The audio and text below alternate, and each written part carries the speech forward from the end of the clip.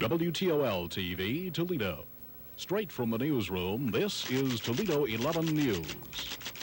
Just another day on the job for a YMCA worker. Until she came across this.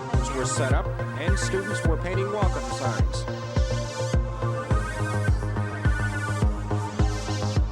It wasn't quite the thrill of the open road, more like the parking lot of Perrysburg Commons. It will make its debut. Just about the only event making news today. 2,000 carry-out orders were handled. Break out the shoulder pads and pop in a fresh cassette. Time for the WTO 11 Vault. This week, we're rewinding to April of 1987. The Iran-Contra hearings were heating up. Families were gathering around the tube for MacGyver and Alf. And gas, still under $1 a gallon. Here in Northwest Ohio, we're talking about a shark escape. The battle over the right to eat muskrat. And if you are what you eat, what are most Americans? So crank up the top song of the time. Nothing's going to stop us now by Starship. And let's head back to the headlines from 38 years ago. The aquarium is drying out after an unusually wet day. 2 of the sharks tried to make a getaway. Part of that passion, the love of eating muskrat. We have already had disappointed customers. They are quite shocked that they can't buy muskrat. Kids in Sylvania City schools really love their pizza. And today was the final test. Could this tiny plane lift 3 times its weight and still fly? While most people know the Constitution is the basis for our government, the principles were established in England in 1215. The Tsar of Russia would like Flo Oshevsky. Flo paints and sculpts fragile eggs the old-fashioned way. All right, April 13th, 1987. SeaWorld has been open in Ohio for 27 years. Remember that? And theaters were getting ready for the release of Jaws 4, The Revenge, in just a few months. But you didn't have to go far to see a shark on the move. In fact, one broke out from the aquarium at the Toledo Zoo. At least it wasn't a great white. Here's Amy Marsalis. The aquarium is drying out after an unusually wet day. 2 of the sharks tried to make a getaway. People are usually on the other side of the tank looking in, but today the sharks were forced out of this tank along with 5,000 gallons of water when the plate glass shattered. There were no eyewitnesses to the breakout. Fortunately, a group of children had just left the building. The inch-thick plate glass was washed out in pieces. Ankle-deep salt water filled the building. For a short while, we had a big jacuzzi here. The 2 lemon sharks who used to call this home were only grounded for a few minutes. They seem to be in fine shape. They just wish they were back in the Caribbean right now. The zoo plans to replace the old glass with newer acrylic material. For now, the sharks are safe in another holding tank downstairs. Zookeepers thought the sharks were happy here. Maybe it was just spring fever. From sharks to plants, April 13th, 1987 also marked 5 months since the iconic Feed Me Seymour line first hit theaters in Little Shop of Horrors. But there was a different focus on plant life at the time, herbicide. In Toledo, Amy Ashcroft found out farmers were fed up with prices. They wanted fewer advertisements, better deals, despite some catchy tunes. These days, you hear a lot of noise from herbicide companies. Quackgrass, cocklebur, pig's weed. Hardly everyday talk. The names even sound funny. But these and other weeds are no laughing matter for farmers, and chemical companies know that. Ask your dealer about longer-lasting Dual. Are we seeing more farm advertising today? It looks like it. Yes, we are. The agricultural category is a very active one for us right now, and in the first quarter of this year, our billings have been up 64%.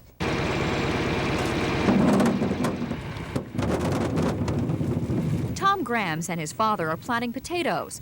Tom says potatoes are one of the most expensive crops to grow because they require repeated herbicide sprayings. His annual herbicide cost is in the thousands. The farmers know what the chemicals are. Why they advertise chemicals to people that don't even know what they're used for is more than I can understand. Tom would prefer chemical companies spend less on advertising and reduce their prices, but some farmers are partial to the commercials. Does that influence the decision you make when you decide what you're going to buy for your... Yeah, it does. It helps. We can make a choice for what we can learn by it, you know, and it's always best to know something better. George says there's always something new, so he tries to keep up with the latest technology. He figures it costs him $20 an acre to protect his crops. Even though fertilizer and herbicides drive up the cost of production, farmers say they wouldn't have crops without them. Amy Ashcroft, Toledo 11 News. By April 14th, 1987, Subway had opened its 1,000th store. Families were paying 64 cents for a McDonald's hamburger, and Taco Bell introduced us to the Mexican pizza. But another meal was on the minds of people in Monroe, Michigan.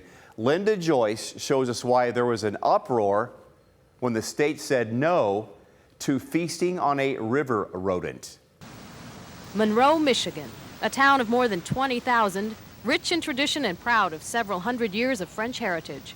Part of that passion, the love of eating muskrat, a rodent a little larger than a rat and plentiful in the wetlands of the region. They are caught by trappers and delivered without government inspection that applies to other commercial game. But since a state ban of selling muskrat to restaurants and retail outlets, the community has become enraged. People are upset because they're saying, hey, wait a minute, there's another little thing here. Why should I not be able to go in and buy my muskrat? It would be just like a Mexican-American who's not able to sell his tacos anymore. But residents aren't lying down. Dennis Au is planning a citywide protest. It's ingrained, there's an enduring passion in this part of the state and down into Ohio for eating muskrat. It's identified with the early French pioneers of the region. Pat Leibold has been selling muskrat to townsfolk for more than 40 years. However, since the state's crackdown, he says customers will have to find the delicacy elsewhere. We have already had disappointed customers. They are quite shocked that they can't buy muskrat, and haven't been able to. They can't get their muskrat. They feel really upset. Leibold says he'll donate his remaining muskrats now that he's not allowed to sell them anymore. Tonight, hundreds of Monroe residents are expected to pack the county courthouse for the Board of Commissioners meeting. One of the items on the agenda, a resolution supporting a proposed bill in the Michigan legislature to exempt the muskrat from USDA and state approval. Linda Joyce, Toledo 11 News in Monroe. Wow.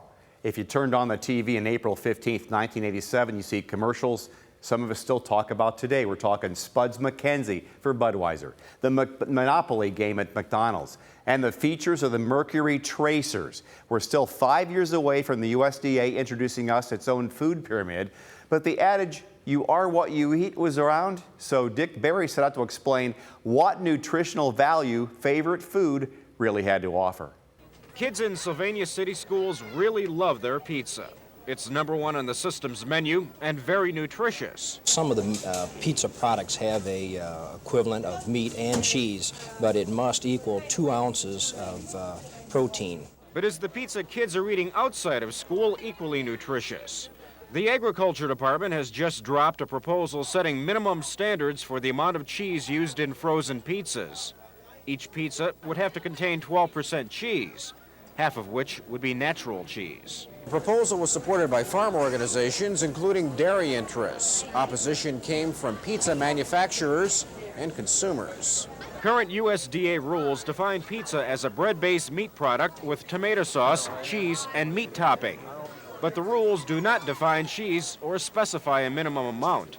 There's only one way to determine how nutritious that store-bought pizza really is.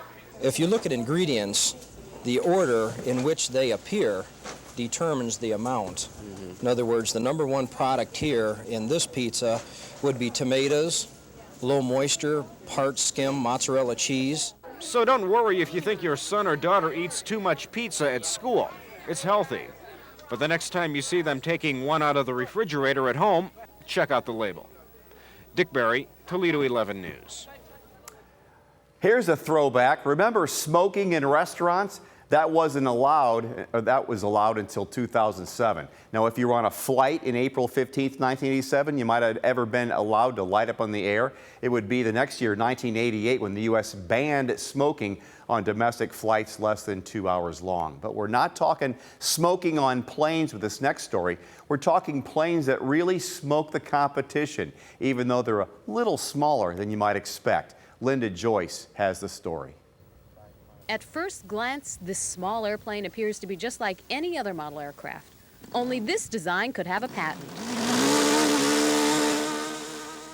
This 5-pound, 50-inch long plane took Jim Gase and Jim Gray 1 year to complete. We went to the hobby shop to get all the materials. Basically, the plane's built of balsa wood, some spruce, I guess, fiberglass. Next month, the two Jims will take their project to a contest in Missouri, where they will compete against engineering students from across the country. The object is to create an aircraft with specific dimensions capable of lifting a designated weight. And today was the final test. Could this tiny plane lift 3 times its weight and still fly? All right, woo! All right! Well, see, this is our first year in the competition, and last year's winner predicted 12, and they lifted a total of maximum lifted weight was 14. And on our last flight, which ended in a great landing, we lifted 17, so I think we can beat any plane that's going to be down there. Oh, that terrific landing Jim was talking about? Judge for yourself. The Jims say not to worry, though. Their little craft only lost its legs. 1987 brought plenty of legal changes. Ohio passed the Lemon Law to protect consumers buying cars. There were moves to regulate the minimum wage, which is $3.35 as of April 16th of that year.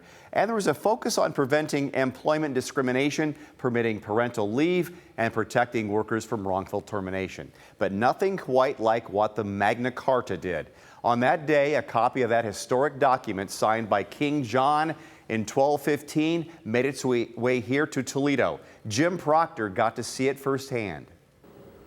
The exhibition is called Roads to Liberty, Magna Carta to the Constitution, and is taking those documents and others of historical significance to the American people. People are seeing the real thing. They're not seeing replicas or facsimiles. If you want that, you can get a book. You're going through here and seeing some of the rarest documents in our national history, things that pertain to the development of an extraordinary document, our national Constitution, which has survived for 200 years. While most people know the Constitution is the basis for our government, the principles were established in England in 1215. Magna Carta was the first big breakthrough in terms of defining rights for a great many people who had no rights before that. Its importance was that it was a beginning. The exhibition didn't draw the large crowds here. It has drawn in other cities, but local visitors were glad Toledo was included. It's very educational and interesting, and I hope that a lot more of the people that are school age will come down to see it before it leaves Toledo. I'm in government class right now, and this stuff really interested me because this is what we're talking about right now, is the Declaration of Independence and the Constitution, and what the Constitution covers. Roads to Liberty began as a 19-state tour, but because of the interest, 6 more states have been added, so that more people can see these significant historic documents. I'm Jim Proctor, Toledo 11 News in Promenade Park. Picture this. Health care concerns are rising. People are worried, and there's a shortage of nurses. No, we're not talking about the 100,000 nurses leaving the profession during the 2020 pandemic. This is April 16th, 1987, a day Amy Marsalis tracked the nationwide nursing shortage in the 20th century. Registered nurses will be the first to tell you they've had an image problem. The past has reflected an image of hard work, service that requires 24-hour days, shift work, and somewhat a secondary role to medical and other professions. That misconception is one reason nurses say there's a shortage of RNs today.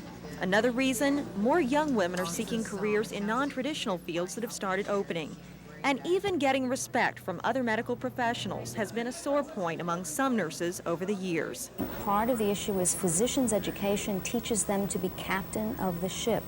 It's very difficult to then expect them to be a colleague. Right now, Toledo Hospital has 35 openings for RNs. The state as a whole has a 4 to 5% nurse deficit. That's where recruiting comes in. We are certainly looking at beefing up, so to speak, our travel and advertising campaigns. We are going outside of the state of Ohio to try to attract people to come in. And hospitals are offering nurses more opportunities to grow. Here at Toledo, we are looking at career growth and development for that nurse, as well as just the patient care aspects of what they do for us. The number of students graduating as registered nurses in Ohio this year won't be enough to fill the open positions in the state. That will force hospitals to be creative in scheduling until recruiting pays off. Amy Marsalis, Toledo 11 News. Here in 2025, there's no shortage of people talking about the price of eggs. Eggs, almost 30 years ago, the cost was 78 cents a dozen. Makes the material in this next story a little more affordable. Dick Berry takes us to April 17th, 1987. The Tsar of Russia would like Flo Oshevsky. Flo paints and sculpts fragile eggs the old-fashioned way, like this reindeer piece she calls Mother Love.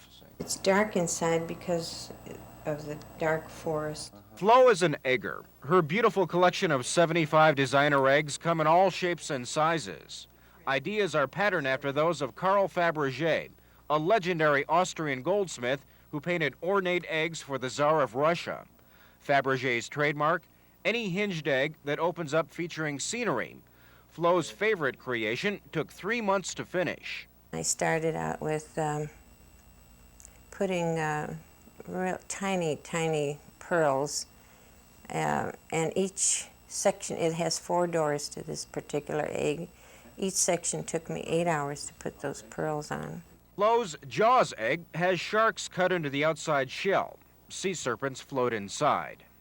There's an egg reminding people not to smoke, a Chinese egg that opens up at the pull of a string, even a hot air egg. If you have an idea for a small egg, you have to work a little bit more delicately with it because it's a very thin shell. And I work mostly with goose eggs because it's not a thin shell and it's not too thick. It takes patience and a steady hand to be an egger. Flo Oshevsky has learned over the years her hobby is not an easy one to crack into. Would you agree with me that story was excellent?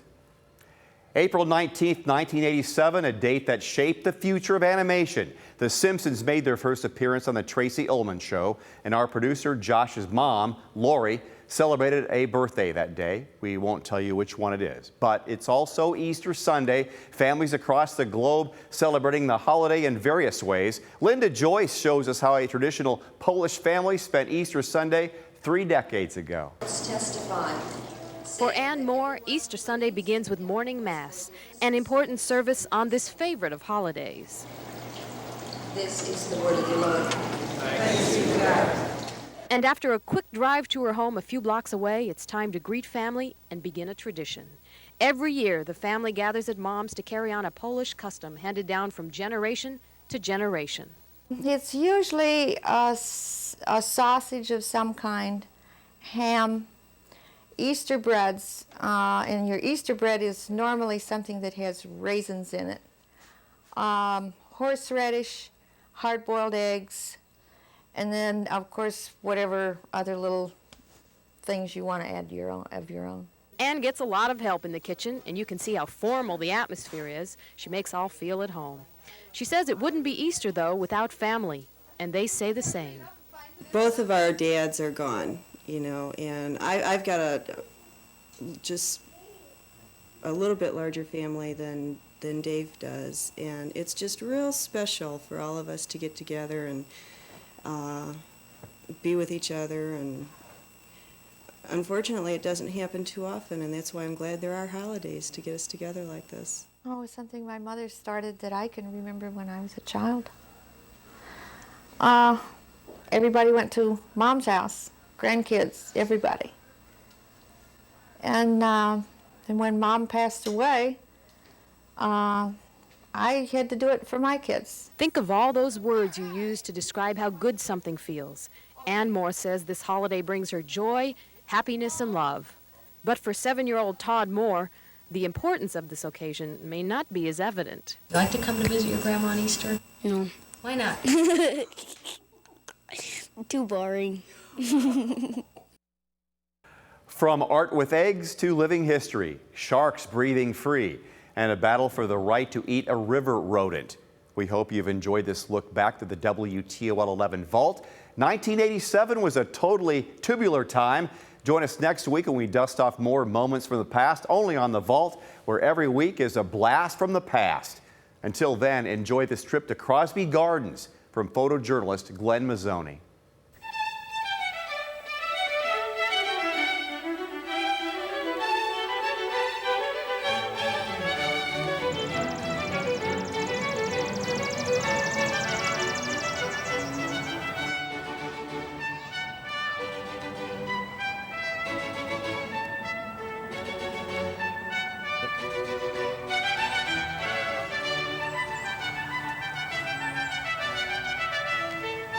Go.